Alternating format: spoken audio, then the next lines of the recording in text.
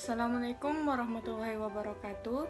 Perkenalkan, kami mahasiswa Teknik Sipil semester 2. Nama saya Intan Sarafina selaku moderator.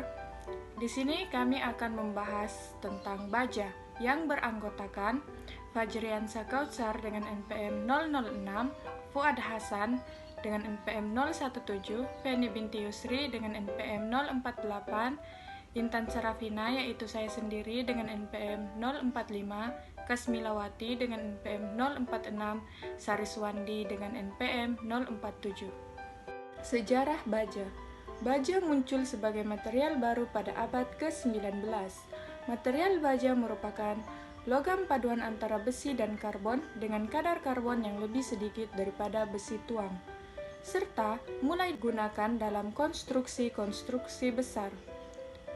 Sir Henry Bessemer merupakan orang yang pertama kali membuat baja dalam volume besar dan mendapatkan hak paten atas temuannya dari pemerintah Inggris pada tahun 1855. Sekitar tahun 4000 sebelum Masehi, besi atau komponen utama penyusun baja digunakan untuk membuat peralatan-peralatan sederhana. Material ini dibuat dalam bentuk besi tempa yang diperoleh dengan memanaskan biji-biji besi dengan menggunakan arang. Pada awal abad ke-19, besi tuang dan besi tempa sudah mulai banyak digunakan untuk pembuatan struktur jembatan. Pengertian: baja adalah logam paduan dengan besi sebagai unsur dasar dan karbon sebagai unsur paduan utamanya.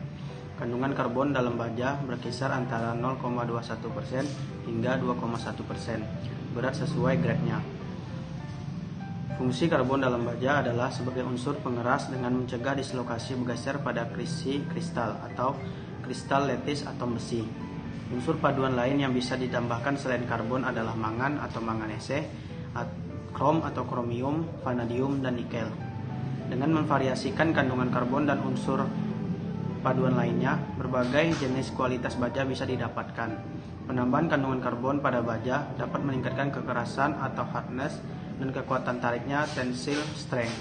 Namun, di sisi lain, membuatnya menjadi getas atau brittle, serta menurunkan keuletannya atau ductility.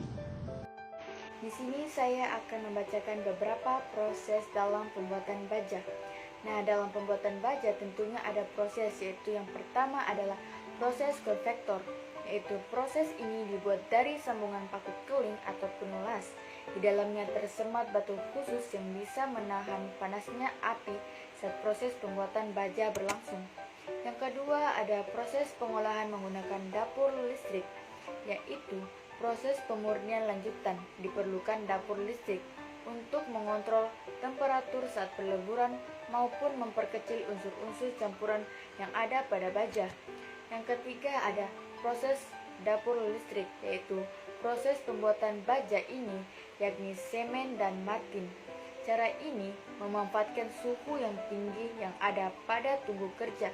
Kapasitas tungkunya sendiri mampu memuat bahan baku seberat 30-50 ton. Yang keempat ada proses Bessemer. Proses Bessemer tidak memakai oksigen murni, melainkan uap air.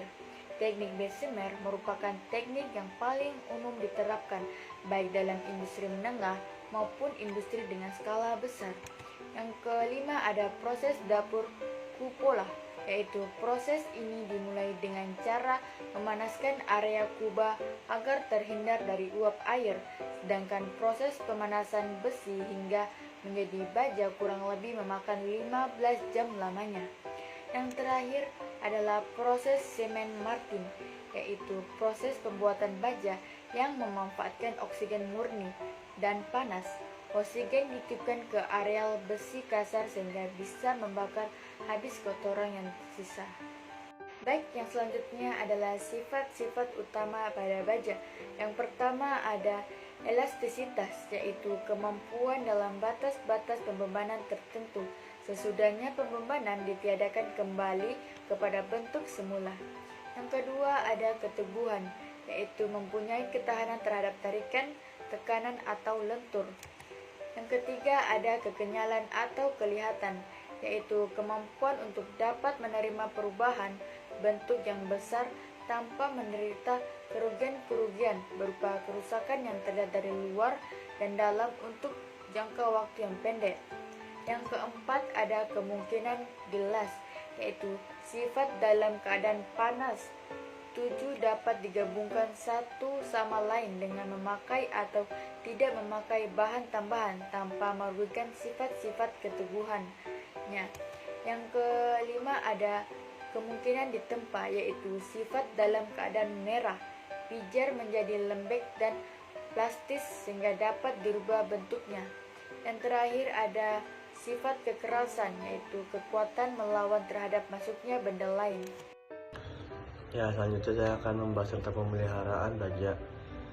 Sebagian besar orang mengartikan korosi sebagai karat.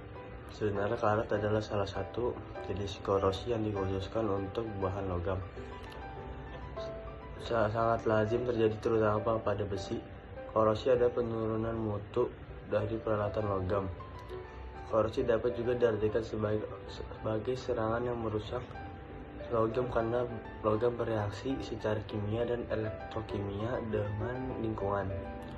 Ada definisi lain yang mengatakan bahwa korosi adalah kebalikan dari proses ekstraksi logam dari biji mineralnya.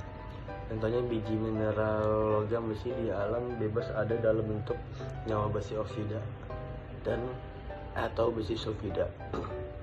Setelah diekstraksi dan diolah akan dihasilkan besi yang digunakan untuk pembuatan baja atau baja paduan. Pemakaian baja tersebut akan bereaksi dengan lingkungan yang menyebabkan korosi atau kembali lagi menjadi senyawa besi. Dan ini adalah lanjutan pencegahan korosi. 1. Mencegah kontak dengan oksigen atau air. 2. Sacrificial protection. 3. Templating. 4. Pengecetan. 5. Pelumuran dengan oli atau gemuk.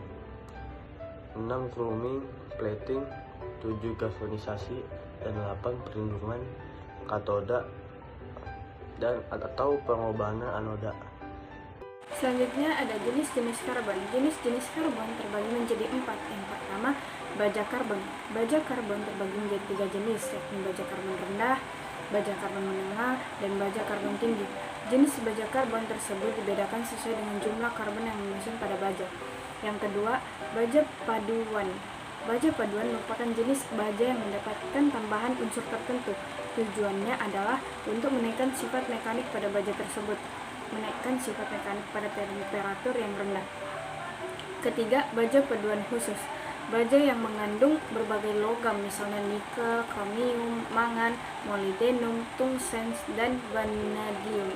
Jenis logam tersebut jika ditambahkan ke dalam baja, maka dengan demikian akan mampu mengubah sifat mekanik dan kimia pada baja.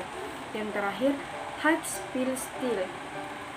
Jenis baja dan penggunaannya adalah bisa sebagai alat potong seperti drills, milling cutter, reamers, dan high speed steel adalah karena alat potong tersebut terbuat dari baja jenis yang memiliki kecepatan saat dioperasikan bahkan 2 kali lipat lebih cepat dibandingkan dengan penggunaan dari baja carbon steel. Unsur-unsur baja. Di sini saya akan menjelaskan perbedaan besi dan baja dan persamaan sifat besi dan baja. Yang pertama, perbedaan. Besi merupakan material yang alami terbuat dari unsur ferrum atau Fe. Sedangkan baja adalah material buatan yang terbuat dari paduan berbagai unsur seperti besi, karbon, mangan, fosfor, sulfur, silikon, serta sebagian kecil aluminium, nitrogen, dan oksigen. Sedangkan persamaan sifat besi dan baja. Besi dan baja adalah benda yang dapat mengantarkan panas, baik seperti besi, baja, tembaga, aluminium, kawat, dan lain-lain. Itu adalah benda yang bisa mengantarkan panas. Keunggulan baja sebagai material konstruksi. Yang pertama, kekuatan tinggi atau high strength. Baja struktural umumnya mempunyai daya tarikan atau tensile strength antara 400 hingga 900 MPa. Hal ini sangat berguna untuk dipakai pada struktur-struktur yang memiliki bentang panjang dan struktur pada tanah lunak. Kedua, keseragaman atau uniformity. Sifat-sifat baja tidak berubah karena waktu. Hampir seluruh bagian baja memiliki sifat-sifat yang sama, sehingga menjamin kekuatannya. Ketiga, elastisitas atau elasticity. Baja mendekati perilaku seperti asumsi yang direncanakan oleh perencana. Karena mengikuti hukum Hooke, walaupun telah mencapai tegangan yang cukup tinggi, modulus elastisitasnya sama untuk tarik dan tekan. Keempat, daktilitas atau ductility. Daktilitas adalah kemampuan struktur atau komponennya untuk melakukan deformasi inelastik bolak-balik berulang di luar batas titik lelah pertama, sambil mempertahankan sejumlah besar kemampuan daya dukung bebannya. Kelima, kuat patah, reka atau fracture toughness. Baja adalah material yang sangat ulet sehingga dapat memikul beban yang berulang-ulang. Komponen struktur baja yang dibebani sampai mengalami deformasi besar masih mampu menahan gaya-gaya yang cukup besar tanpa mengalami fracture. Kelemahan baja sebagai material konstruksi. Yang pertama, biaya perawatan atau maintenance cost. Baja bisa berkarat karena berhubungan dengan air dan udara.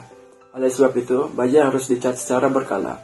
Kedua, biaya penahanan api atau fireproofing cost. Kekuatan baja dapat berkurang drastis pada temperatur tinggi. Ketiga, kelelahan atau fatigue. Kelelahan pada baja tidak selalu dimulai dengan yielding atau leleh atau deformasi yang sangat besar, tetapi dapat juga disebabkan beban siklik atau pembebanan berulang-ulang dalam jangka waktu yang lama. Keempat, reka atau kerapuhan. Struktur baja ada kalanya tiba-tiba runtuh tanpa menunjukkan tanda-tanda deformasi yang membesar. Kegagalan ini sangat berbahaya dan harus dihindari. Berbeda dengan kelelahan, reka dan kerapuhan disebabkan oleh beban statik. Mungkin sekian penjelasan tentang baja dari kelompok kami. Kurang lebihnya mohon maaf. Wabillahi taufiq wal hidayah. Wassalamualaikum warahmatullahi wabarakatuh.